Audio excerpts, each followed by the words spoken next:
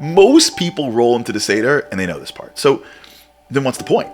We have to delve deeper to understand what's really going on. Every moment has a theme and every nuance matters. And when you go through it, you come out a different person. So that's what we're going to explore together. The themes, the lessons, the reasons, the purpose. Because that's what this is really all about. We now change the entire feel of the Seder. And in many cases, this is really the manifestation of how Maggid goes. Because remember, when you got the thing in front of you and you're reading, how much can you do?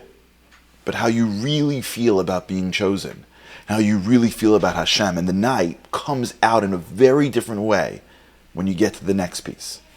As we get to the rest of the Seder, we're talking about matzah, maror, korech, the meal, benching, hallel, nirtzah.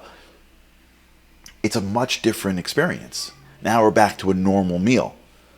But if you just went through the Seder and Maggid and the themes and the covenant, it's not a normal meal. And so we begin with matzah. Now understand something. And this, by the way, I've experienced in my life and it's become a pet peeve of mine. It is amazing to me personally, and myself, because I feel it, that's how I know, how annoyed people get at matzah. Now remember, once a year you have a deoraisa, a biblical obligation to eat once a year. According to the tzadikim, matzah is a bread of healing, a lachma de asvasa, as the Zohar says. The Rizal says, the reason why you eat matzah on Pesach, ki az yesh la koach gadol. There's a massive, massive koach. V'al yidei zeh nisrapes nafsho mizuma so. You can clean your soul from impurity by eating the matzah. Then Rabbi Nachman says, it's lechem refuah, ki ikar refuah hu al yidei emunah, v'pesach hu emunah, because it's connected to emunah. The Lubavitcher Rebbe says, l'chein yesh koach l'rape es hanefesh u'le'itim gam es haguf. Hashem gives us once a year the ability to eat something and heal ourselves. And we fetch so much. It's like not normal. You sit at a table and people are like, this is how much matzah do I need? Like how much? Like we fetch. You know what it reminds me of? Like, you know, there's some kids where they think they know everything. They're little, but they think they know everything. You know what I'm talking about? And they get like sick. And so mommy gives them like Motrin. They have fever. I hate it. It's disgusting. I can't have it. And mommy's like, just take the Motrin. I don't like the taste. It's disgusting. I got to hold my nose. She's like, it's your fever. Like, I got it. It's Motrin. It's not supposed to taste delicious. Like, it's Motrin. You have a fever. It's like shocking. You know what I mean? That's what it's like. That's what it's like. You go to like a Seder, talking about Hashem and Makkos and being chosen, and then like you have to eat a little more crackers than usual. You could pound the bag of pretzels, and everyone becomes like on Atkins. You know what I mean? Like the next day you're eating so much, like you've never had a carb problem before, but all of a sudden everyone now too many carbs. I can't believe how many carbs. It's so big. One time a year, God says, I'm giving you Motrin. I'm giving you antibiotics for your soul. You spent a lot of time impurifying the thing. I got it. We just got back together a minute ago in Maggid. Now you're done with Maggid. I'm giving you medicine. This isn't like some guy making this up. This is the Zohar. Lachma de asvasa. Bread of healing, he's saying. Eat it. And when you eat it, it's spiritual. And we're like, Motzi matzah. Let me give you advice. Someone gave this to me. Don't get there and be like, how much? How much? How much? Weigh it. Figure it out. You would never just pour the medicine for your kid. You measure it. You would never go to a doctor and just pop pills. You don't even go to a gym and put in protein shake. You measure it. You think about it. You ask. You figure it out. Figure out how much matzah is the shear for you and prepare it before the Seder. Have baggies ready to go. So when you make hamotzi or someone makes hamotzi, you know exactly the amount of matzah you need. And when you eat it, smile. It's fine. You're eating spiritual food. It's helping your soul. Be happy. Don't be the kid that's annoyed at taking Motrin. Smile that mommy came back and God created a fever reducer so that you can feel better. Smile that you know enough. There are a lot of Jews that don't know this, that you're going to eat matzah once a year at night or twice a year at night, and you're going to be healed. Eat the amount and eat a little more. It's fine. All the food that you'll fill up on, you're going to plow the rest of the holiday. Rabbi Rubenstein once said to me, great, he goes, all I eat on Pesach night, matzah and wine. Everything else I can wait till tomorrow. It's the most brilliant advice. If you go into the Seder knowing that your job is to eat matzah, maror, and drink wine, that's it. If you want to add a little bit extra to create a little flavor, fine. Once you know that's what I eat at the Seder, and whatever I'm missing, I'll get enough meals and it'll cover. Focus. This is a night that you can get for your whole year. Maror, we spoke about earlier. Check out the video.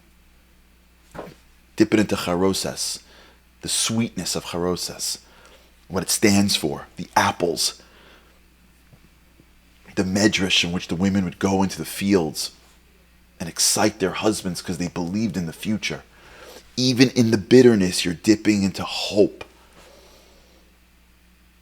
But allow yourself to taste the bitterness. Don't run from it. Korach, the brilliance of Korach and Rabbi Akiva, marrying them together. The matzah, the hopefulness, the freedom, the running out, and the maror, the bitterness, comes together. And then the meal begins. But remember something really cool. I think I heard this from Rabbi Gibber. I think I heard it from him. It's interesting that you start Hallel. Usually you're not allowed to talk in Hallel. You know that? You're not allowed to talk in the middle of Hallel. You go to shul the next day, and you can't just speak in Hallel. You can't have Kiddush. But yet, you start Hallel, and then you end later. You know why? Because the meal is supposed to feel like Hallel. Remember when you do Shulchan Aruch and you're eating the meal, number one, don't overeat. You have a big mitzvah to eat the afikomen. Don't go to the afikomen fetching. Remember, the afikomen stands for the wholeness. That's the light. Remember we did this earlier. Go back to Korach. Go back to Yachatz. Right? Remember we split it. And the afikomen stands for the hidden light, the Or Haggadahs. The completion. You're going to have that. You're going to digest the inner light coming up. This stuff matters to your soul. Doesn't matter if you can't feel it physically. Don't overeat, and make the meal exciting and fun and drive it towards meaning and purpose. Use the examples of the Maggid. Lift the malachim are listening. The angels are around your table. If you never did it before, do it for the first time. If you're not leading the meal, throw things in. Everybody wants meaning. Don't run through it. Their angels are sitting and watching this table. You want a year of blessing. This is the game. This is Yom Kippur in the physical world. You would never throw a prayer of Yom Kippur. You don't throw the meal at the Seder. Shulchan Aruch. And then you bench slowly. I think the Ravadi says you hold the cup and look at it. I'm sorry, before you bench. Afikomen. Find it. Make it exciting. Eat it with happiness. Eat it with joy. Be happy. And then benching and Hallel and Nirtzah. The most important thing is to realize that Hashem is looking. I believe he always says, Simcha, the happiness of the rest of the meal, is showing Hashem if you actually believe the Maggid. If you really believe you're part of the chosen nation, you're going to sit there and be like, oh my gosh, this is amazing. Yes, I wanted to have 7 pieces of kugel. I'll have it tomorrow. Right now, I got to save my appetite. So when I eat that afikomen, I'm loving it because that has the inner light of Hashem in it. And even though I can't have my brain process it, I believe that it'll impact my soul forever. Yes, of course, I'd rather speak about March Madness, but We can have a conversation about how to break up happiness and use Dayenu in our lives. We can have a conversation about how Zrizas works. We can have a conversation about being chosen. I can have my kids talk about what they learn. I can change my meal one time, my family, my friends. I can change my meal or myself so that I can uplift my meal. So when the angels look into my house, or they look into someone else's house, or they look into my life, or they look into my spot, I'm sitting alone. Who cares? They're looking at me. They're going, look at this person. How hard they're trying to lift up the name of Hashem. And we go through that process. We end with what's called Leil Shemurim, a night where Hashem protects us, a night where it's light, a night where it's joy.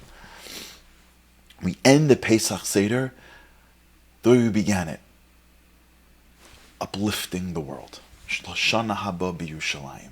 Everything is possible. And when you leave the Seder with that feeling that I'm the luckiest person, I'm ready to explode through the crease. I'm ready to turn the bitterness into sweetness. I'm ready to take on my task.